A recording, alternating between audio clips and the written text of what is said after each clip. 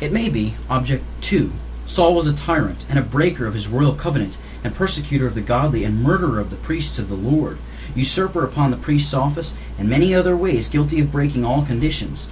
And yet David and all of Israel owned him as the anointed of the Lord. Answer. First, Saul was indeed a tyrant, rejected of God, and to be ejected out of his kingdom in his own time and way, which David, a prophet knowing, would not anticipate.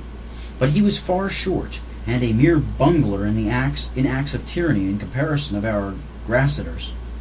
He broke his royal covenant in very gross particular acts, but did not cast and rescind the whole of it, did not burn it, did not make it criminal to own its obligation, nor did he so much as profess a breach of it, nor arrogate an absolute prerogative, nor attempt arbitrary government, nor to evert the fundamental laws and overturn the religion of Israel, and bring in idolatry, as ours have done.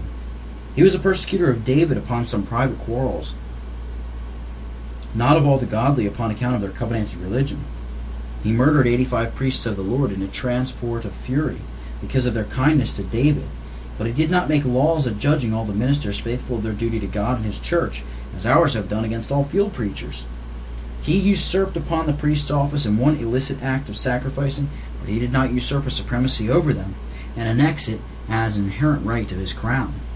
Secondly, he was indeed such a tyrant as deserved to have been dethroned and brought to condign punishment upon the same accounts that Amaziah and Uzziah were deposed for afterwards, and in this the people failed in their duty, and for it they were plagued remarkably.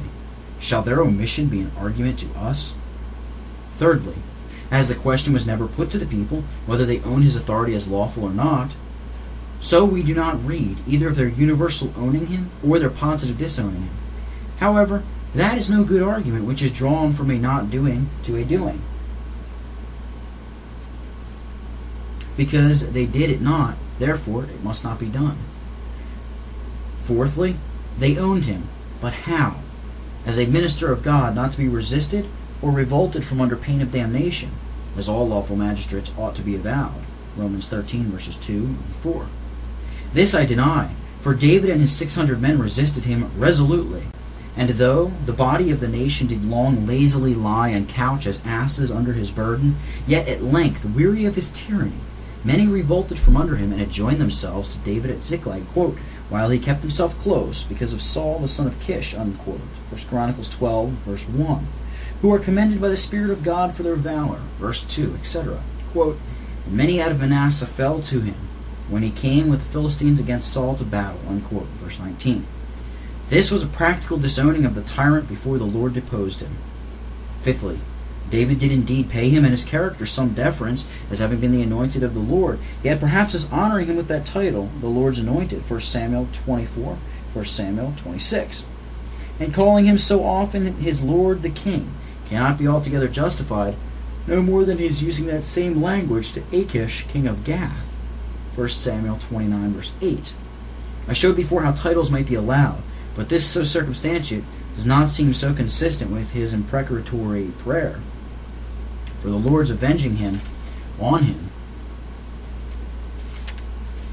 1 Samuel 24, verse 12, and many other imprecations against him in his psalms, in some of which he calls the same man whom here he called Psalm 59, verses 63 and 14, and the evil, violent, and wicked man, Psalm 140, verse 1 and 4, and the vilest of men, Psalm 12. However it can be, there can be no argument from hence to own the authority of tyrants and usurpers. Sixthly, though this necessary condition compact, which must always be in the constitution of lawful rulers, but not always express and explicit, so that a written authentic copy of it cannot be always produced, yet it is always to be understood implicitly at least, transacted in the ruler's admission to government, wherein the law of God must regulate both parties. And when he is ruler, it must be understood that it is upon terms to be a father, feeder, and protector, and not a tyrant, murderer, or destroyer. All princes are so far pactional that they are obliged by the high and absolute sovereign from whom they derive their authority to reign for the peace and profit of the people. This is fixed unalterably by the laws of the supreme legislator, and solemnly engaged unto at the coronation, and whosoever declines or destroys this fundamental condition, he degrades and deposes himself. It is also not only the universal practice, but necessary for the constitution and conservation of all commonwealths, to have fundamental laws and provisions about government, both for the upholding and transmitting and transferring it, as occasion calls, and preventing and punishing violations thereof, that there be no invasion or intrusion upon the government. And if there be any entrance upon it not according to the Constitution, that it be illegitimated, and the nation's liberties always secured. This doth infer and regulate a conditional compact with all that are advanced to the government, albeit it should not be expressed. For it is undeniable that in the erection of all governors, the grand interest of the community must be seen to by legal securities for religion and liberty, which is the end and use of fundamental laws. Now, how these have been unhinged and infringed by the introduction and present establishment by law of that monster of the prerogative enacted in Parliament in 1661, the apologetic relation doth abundantly demonstrate. Section 10, concerning the king's civil supremacy, enhancing all the absoluteness that ever the great Turk could arrogate, and yet far short of what would have been usurped since, and impudently proclaimed to the world, especially by him who now domineers in his challenges of sovereign authority, prerogative royal, and absolute power, which all are to obey without reserve, whereby the whole basis of our Constitution and bulwark of our religion, laws, and liberty is venerated. We have security of no law but the king's lust. Hence I argue those princes that, contrary to their virtual compact, at least, at their coming to the crown, overturned all fundamental laws, ergo, they cannot be owned. The major is plain, for they that overturn fundamental laws are no magistrates, thereby all the ends of government being subverted, and the subverter cannot be owned as a father or friend, but an open enemy to the commonwealth, not looked upon as magistrates doing their duty, but as tyrants seeking themselves with the destruction of the commonwealth. And in this case, the compact, the ground of the Constitution, being violated, they fall from their right, and the people are liberated from their obligation, and they being no magistrates, the people are no subjects. For the relation is mutual, and so is the obligation. Just Populi, chapter 10, page 183. The minor is manifest both from the matter of fact and the mischiefs framed into laws by the sovereign authority, prerogative royal, and absolute power foresaid, whereby what remains of our fundamental constitutions, either in religious or civil settlements, unsubverted as ever, may be subverted when this absolute monarch pleases. Which absolute authority we cannot in conscience own for these reasons, taken both from reason and Scripture. First, it is against reason. Firstly, a power contrary to nature cannot be owned. Absolute power is such. For that which takes away and makes the people to give away their natural power of preserving their lives and liberties, and sets a man above all rule and power, is contrary to nature.